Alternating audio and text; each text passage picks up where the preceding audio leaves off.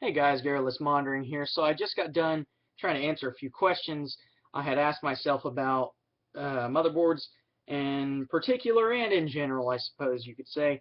So the particular question I had was, when you have a motherboard, how do you know what kind of CPU goes on it? And for those of you who don't know, the CPU is basically a chip no bigger than your thumb, maybe like twice as big as your thumb, something like that. And so the question I had was, how do you know what chip to put into the socket of your motherboard? And so I looked it up, and there's four kinds of criteria that you go off of when trying to figure that out. So the first one is the manufacturer. So this is an Intel board, I'm pretty sure. Yeah, because it's an LGA socket. So this is an Intel board, which means that if I got a CPU, the CPU would also have to be manufactured by Intel. So that's the first criteria. The second criteria is the type of sockets that are in the chipset. So if you look here, you'll see like well, if you ever look at a motherboard, there's like little tiny dots on there. Those are called pins, I believe.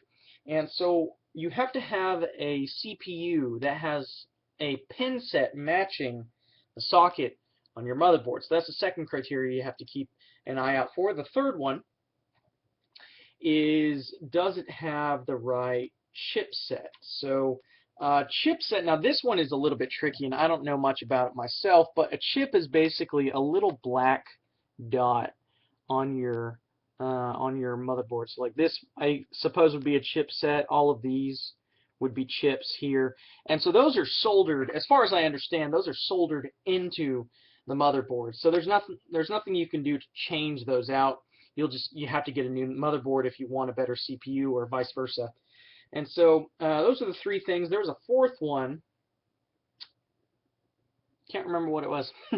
So those are the three main things that I can remember about your CPU.